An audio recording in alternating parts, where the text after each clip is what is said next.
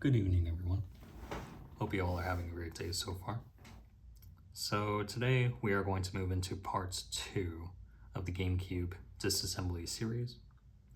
And without further ado, let's go ahead and get into it. This video is going to cover simple removal of the bottom 4 game bit screws and a first look at the interior of the console. Now, starting from, I believe, it was the Super Nintendo Entertainment System series, and on the back of some of the original Nintendo Entertainment System game packs, Nintendo started to utilize what is known as a game bit screw. A game bit screw has a protruded head with notches in the side of the head, particularly designed for screwdriver bits to easily fall off of the head.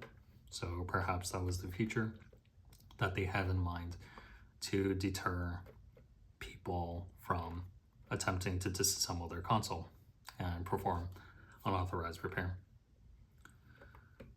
However, these days we are able to quite easily get the necessary bits to disassemble the console.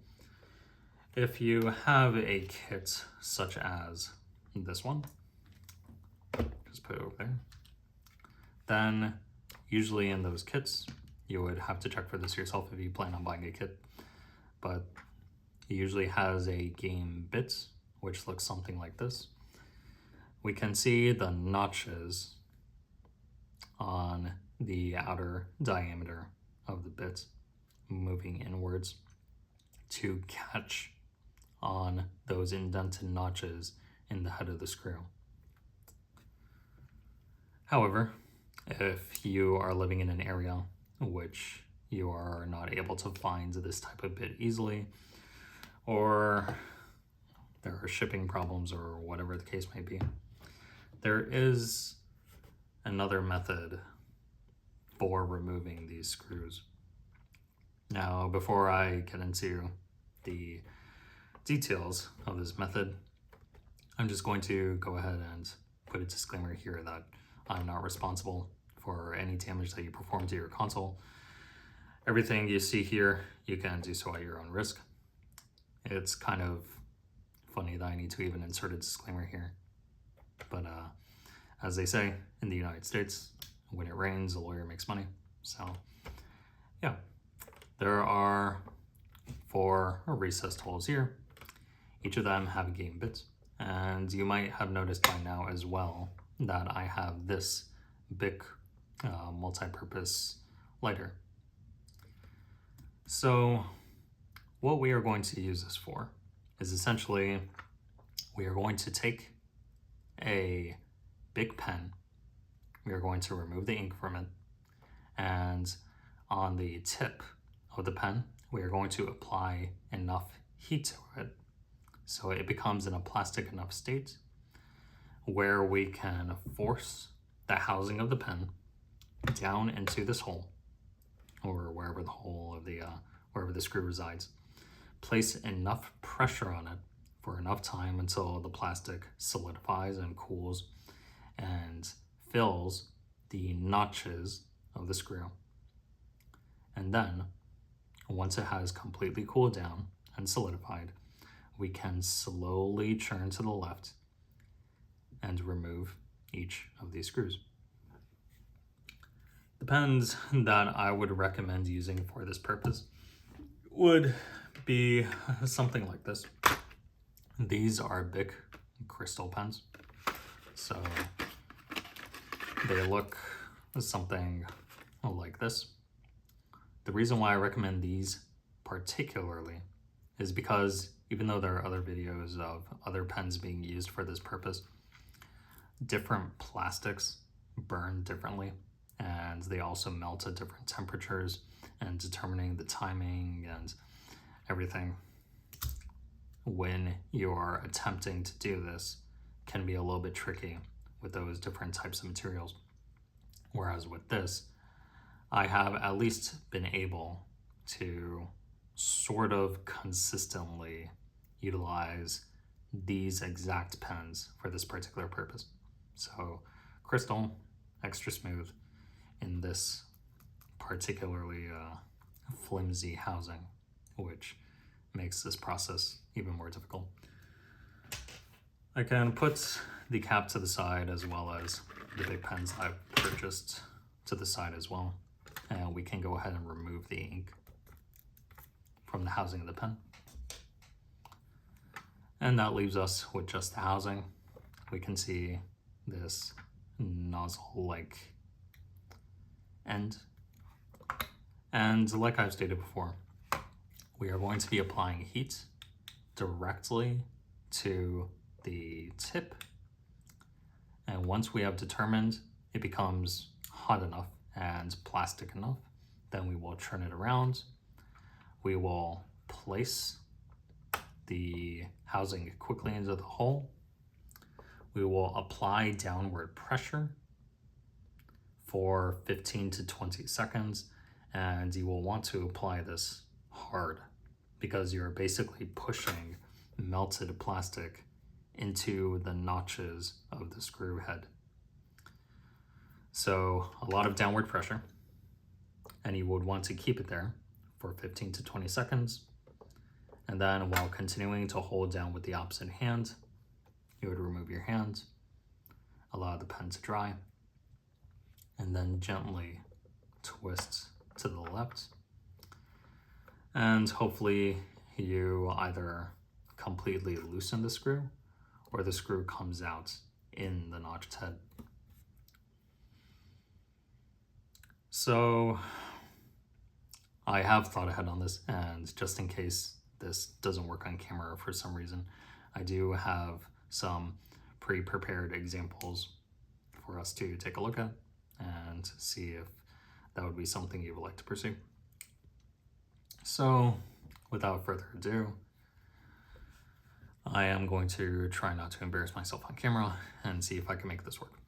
Now, before we go ahead and do this as well, something you are going to see is that when I have this open flame, I'm going to take this tip, periodically put it in the flame and take it out.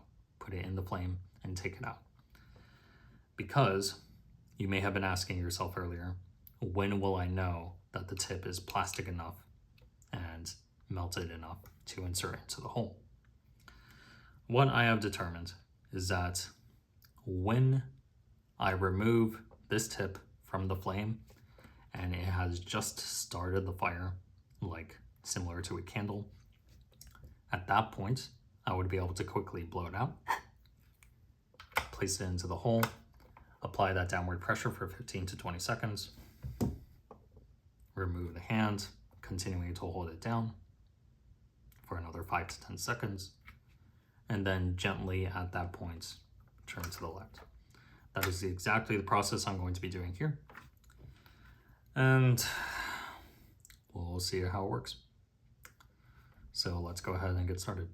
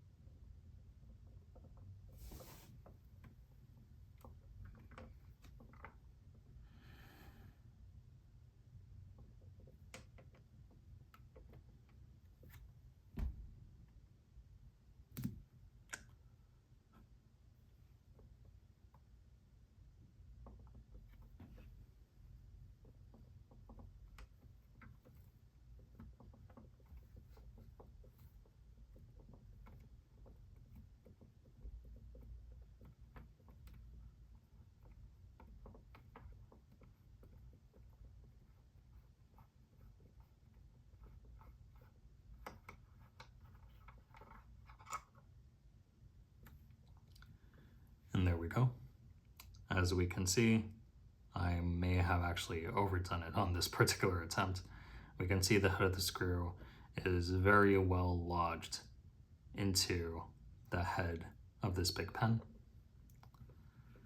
I actually never had that happen before. That's very interesting. But now I was able to take it out, and we can see a little bit closer here what the head of the screw looks like. Now, on previous attempts, it should look more similar to this, where the notches would fit more along the edge of the head of the screw, like this. It's kind of hard to see, but like this.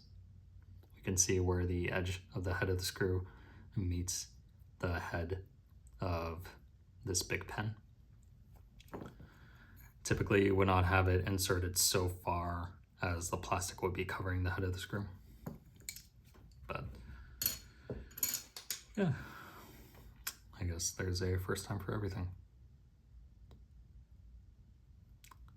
These screws are definitely a pain to deal with. However, thankfully, there are only 4 on this console, and they are each in these holes. So let's go ahead and put these to the side, and let's use the Gamebit driver that I have here instead of those plastic pens. That would make things a little bit easier.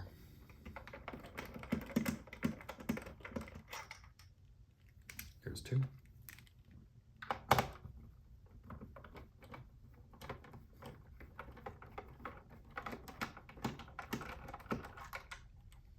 There's 3.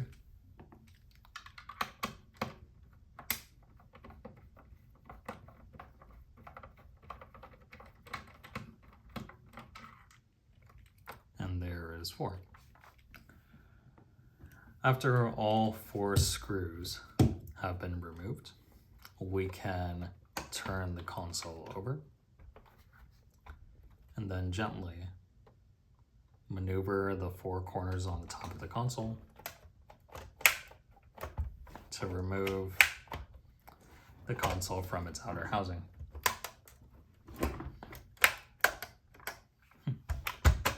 That's interesting.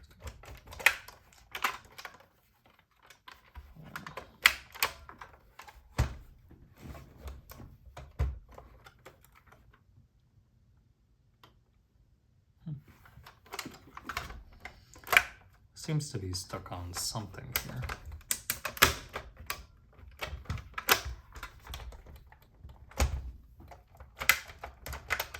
In this bottom right corner.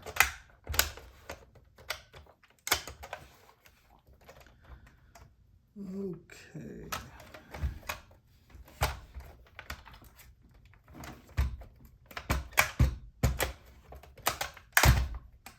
Yep.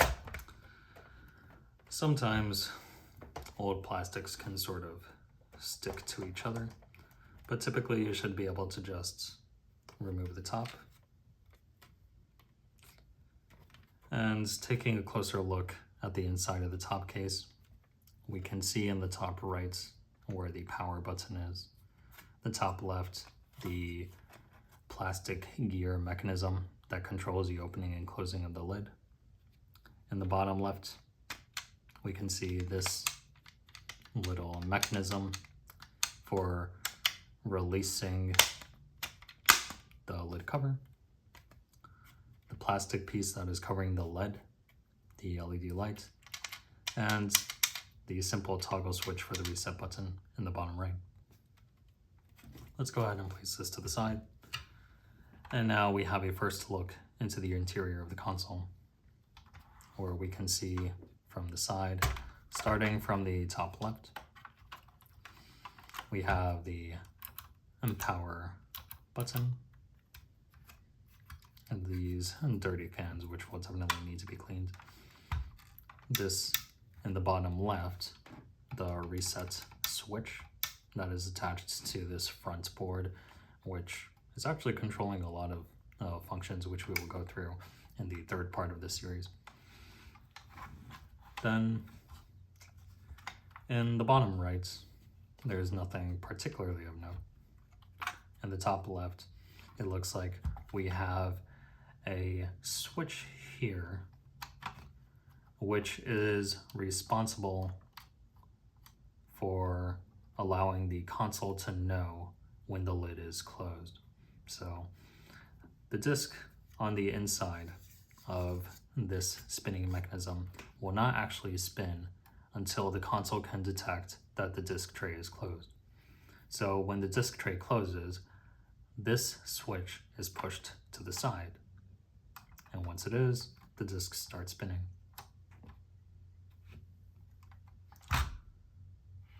Okay.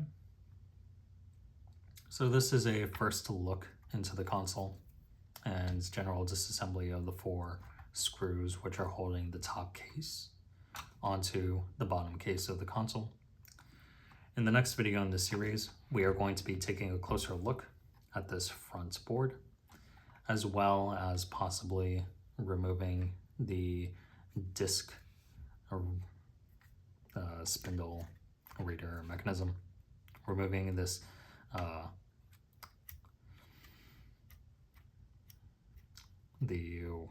words fail me at the moment, but removing this top mechanism to look at the motherboard underneath, and disconnecting that, and then looking at the actual motor that controls this disc reader, this disc reader's motion. Okay, so thank you very much for watching, and I will see you in the 3rd part of this series. Thank you.